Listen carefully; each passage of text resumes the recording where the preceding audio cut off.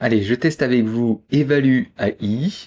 Donc vous voyez la page d'accueil de cet outil qui est donc plutôt alléchante. Alors on va créer une évaluation. Donc, à partir d'ici, moi ce que je vais copier, comme je fais une formation, je vais copier la thématique de ma formation, la présentation. Je vais la coller dans la case, mais attention, on est limité à 1000 caractères. Je vais essayer de voir pour rajouter les objectifs pédagogiques de ma formation.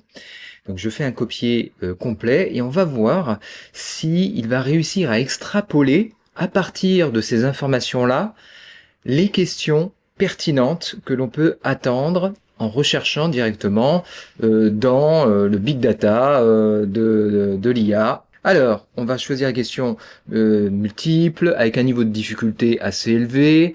J'ai que de l'anglais dans cette base de données, j'ai pas exactement mathématiques, j'aurais pu prendre éducation, mais c'est pas vraiment ça, donc je vais laisser sans thématique particulière. On va mettre 3 questions, de toute façon on est limité, en version gratuite, on ne peut pas mettre plus de 3 questions à la fois, et on a droit à 5 essais.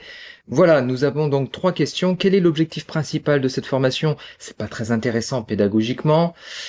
La deuxième question, c'est quels sont les outils présentés dans cette formation? Bon, pas aussi beaucoup d'intérêt d'aller évaluer ça. Ensuite, quel est l'objectif de l'exercice? Ben non, aucun intérêt non plus. Donc là, on n'a pas la bonne thématique, c'est pas très intéressant.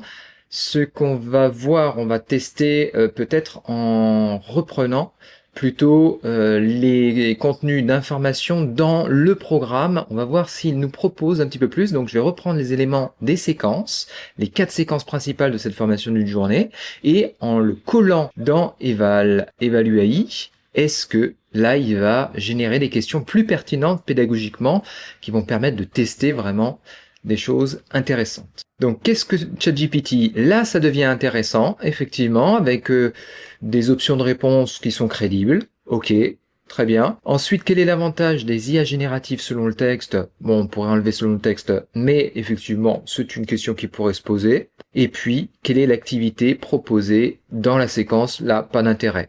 Donc on voit bien que la qualité des données proposées en entrée est vraiment prépondérante pour qu'il arrive à s'en sortir et nous proposer une évaluation à peu près crédible.